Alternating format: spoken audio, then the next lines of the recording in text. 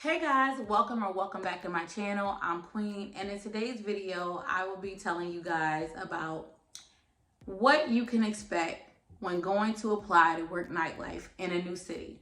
So this video was definitely requested, and you guys know that if I can provide you with any information that I know and you guys request a video from me, I will always deliver.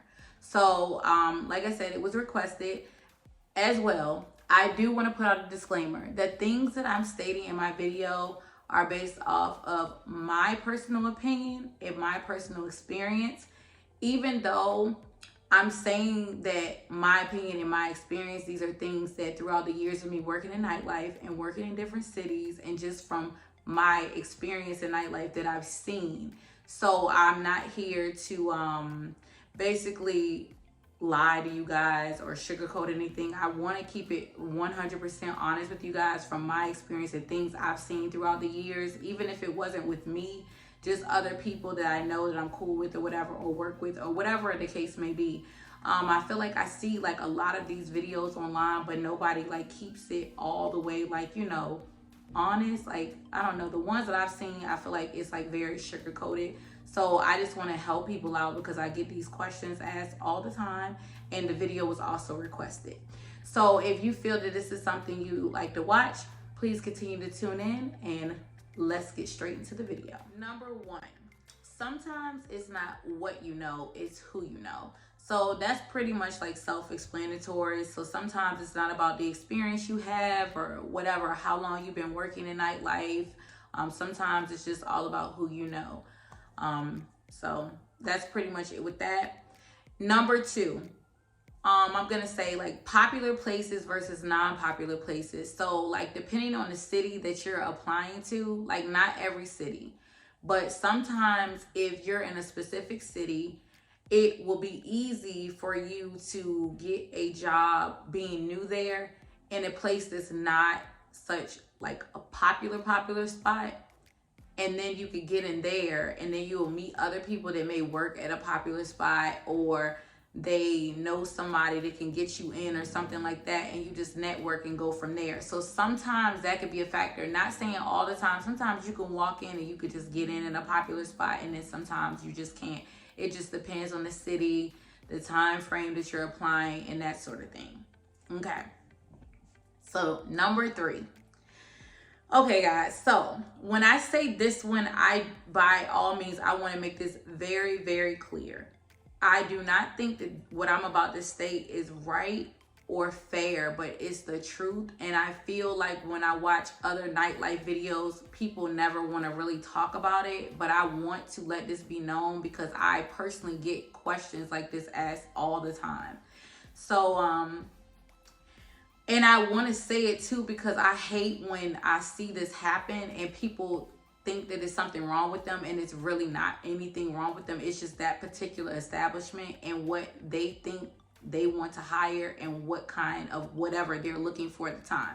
So basically what I would say is like the look or whatever. Nobody, like I said, wants to talk about it, but it's true. You could be absolutely beautiful, but if you do not have that particular look that club, if that club has a quote unquote look for that moment, they won't hire you. But it has nothing to do with you. And I've heard this like a lot of times from girls. They're like, I just don't get it. And they will be beautiful, beautiful girls. And it's just like, they're like, I don't know, they just won't hire me. You know what I mean? And it's just like that sometimes, you know? I'm going to be honest. Some of the factors that I've seen that have been factors throughout the years are ethnicity. If they feel like you're not the ethnicity that they want, body size. If you don't have like the body, some people want really, really skinny girls. Some people want average girls. Some people want really thick girls. It just depends.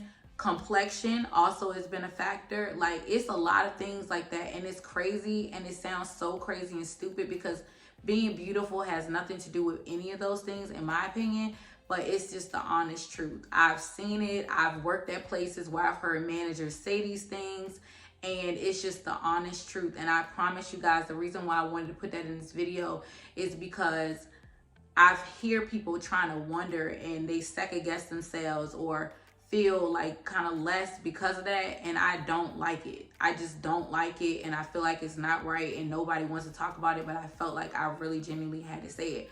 So if you're a girl out there, by the way, that has applied for a job, don't let these people make you feel any type of way. You're still a beautiful girl.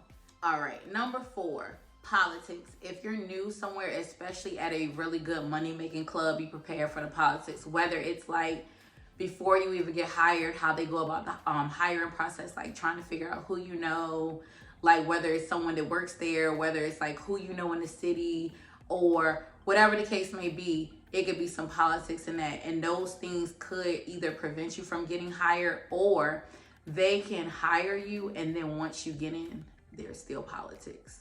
Sad but true. And every club is different, so the way the politics are set up, it just depends on what club you're in.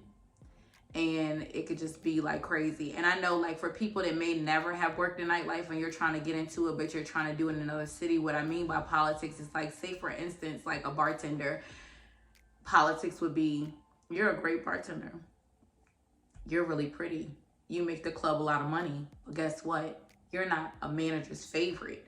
So with that, you don't get a certain shift, or you may not get placed on a bar where it may get more traffic because they're going to look out for their favorite person over you. Or say you're a bottle girl and you're a great bottle girl. Like, you bring energy, you make the club money, you always come to work on point, but you're not the manager's favorite. So when the high dollar comes in, like the millionaires and stuff come in, they don't give it to you because you're not their favorite.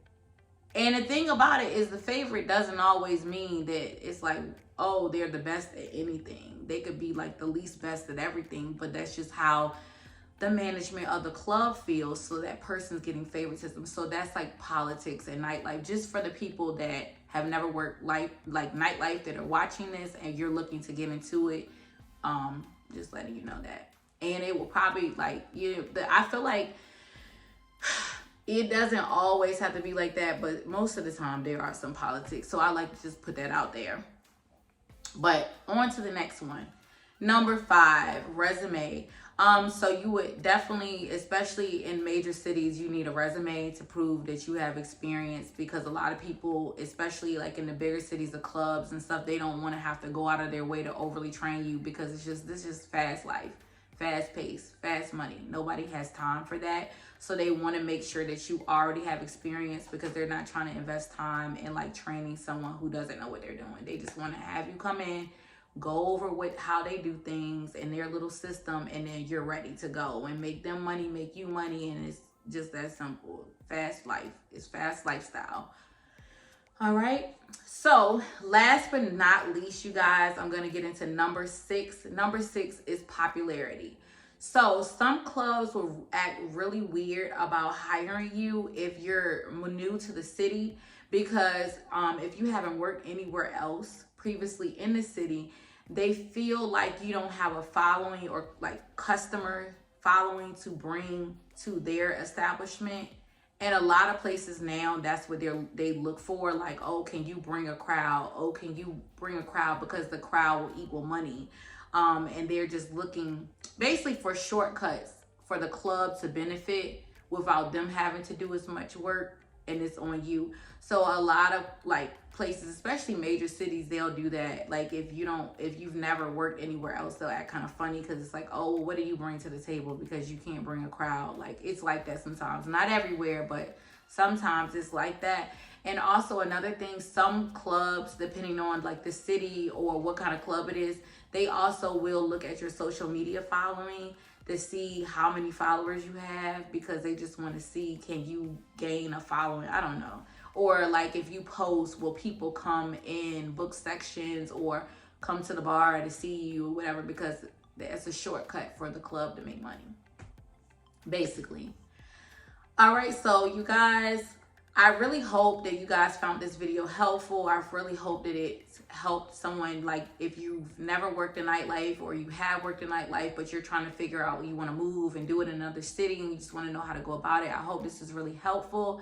If you guys like have any questions and I can answer it, I'll be sure to answer them for you. Just leave it down in the comments. If you'd like to see a part 2 video of this, going into a little bit more depth, please leave those comments down below as well.